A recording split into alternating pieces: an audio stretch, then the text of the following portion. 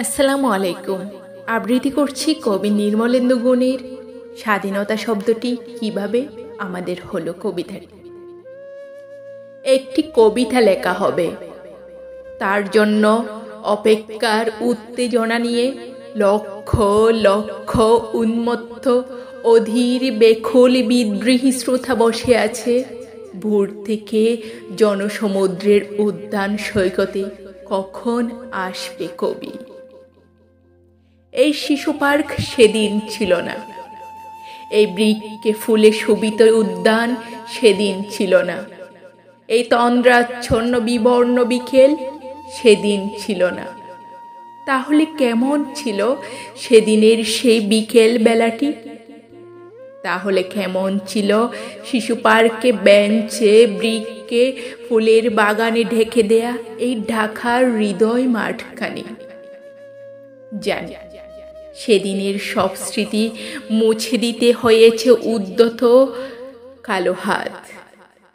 তাই দেখি কবিহীন এই বিমুখ প্রান্তরে আজ কবির বিরুদ্ধে কবি, মাঠের বিরুদ্ধে মাঠ, বিকেলের বিরুদ্ধে বিকেল, উদ্যানের বিরুদ্ধে উদ্যান, মার্চের বিরুদ্ধে মার্চ। হে অনাগত শিশু, হে আগামী দিনের কবি, শিশু পার্কের রঙিন দোলনায় দোল খেতে খেতে তুমি একদিন সব জানতে পারবে। আমি তোমাদের কথা ভেবে লিখে রেখে যাচ্ছি সেই শ্রেষ্ঠ বিকেলের গল্প। সেদিন এই উদ্যানের রূপ ছিল ভিন্নতর।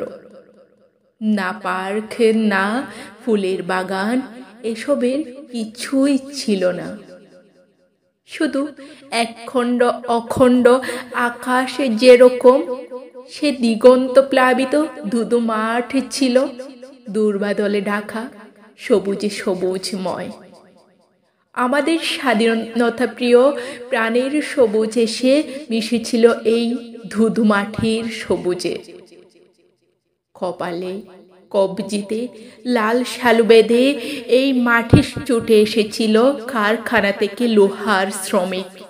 লাঙ্গল জোয়াল খাদে এসেছিল যাকে বেঁধে উলঙ্গ কৃষক।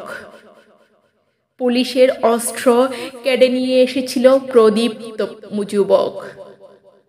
হাতের মুঠোয় মৃত্যু, চোখে স্বপ্ন নিয়ে এসেছিল মধ্যবিত্ত, নিম্ন মধ্যবিত্ত, করুণ কেরানি, নারী, বৃদ্ধ, বেশ্যা, ববগুড়ে। আর তোমাদের মতো শিশু পাতা কুড়ানিরা দল বেঁধে একটি কবিতা পড়া হবে। তার জন্য কি ব্যাকুল প্রতীক্ষা মানুষের। কখন আসবে কবি, কখন আসবে কবি? শত বছরের শত সংগ্রাম শেষে রবীন্দ্রনাথের মতো দৃপ্ত পায়ে হেঁটে অতঃপর কবি এসে জনতার মঞ্চে দাঁড়ালেন। তখন পলকে দারুণ জলকে তরিতে উঠিল জল, হৃদয়ে লাগিল দোলা, জনসমুদ্রে জাগিল জোয়ার, সকল দুয়ার খোলা। কে রোধে তাহার বজ্র কণ্ঠবাণী?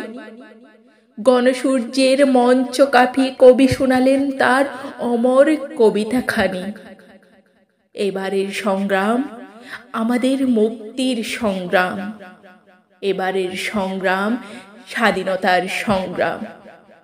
সেই থেকে স্বাধীনতা শব্দটি আমাদের।